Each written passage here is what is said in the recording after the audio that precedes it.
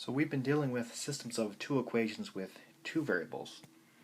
Now we're going to be looking at systems of three equations with three variables.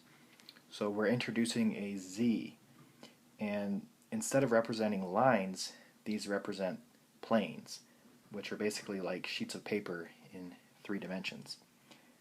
So the three different cases for these will be that the system has exactly one solution, and this occurs when the three planes intersect at a single point.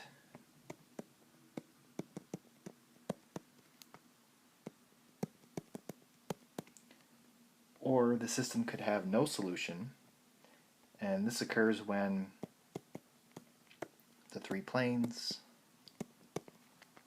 have no point in common,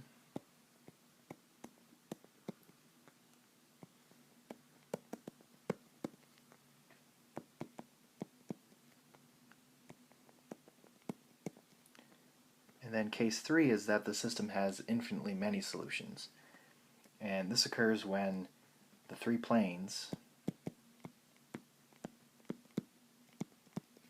intersect in a line, or it can occur when the three planes coincide. Okay, so I'm going to solve this using the matrix. So I'm going to enter in a 3x4 matrix because there's going to be 3 rows and 4 columns.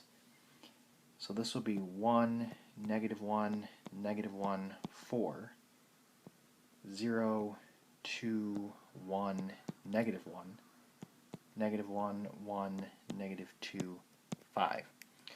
So I already showed a video on how to do the RREF on the calculator, so go and check that out if you haven't done it already. But if we do RREF on this matrix, then we'll get 1, 0, 0, 2, 0, 1, 0, 1, and 0, 0, 1, -3. And our solution is always in the final column. So this means that x is equal to 2, y is equal to 1, and z is equal to -3. Or as an ordered triple, this would be 2, 1, -3.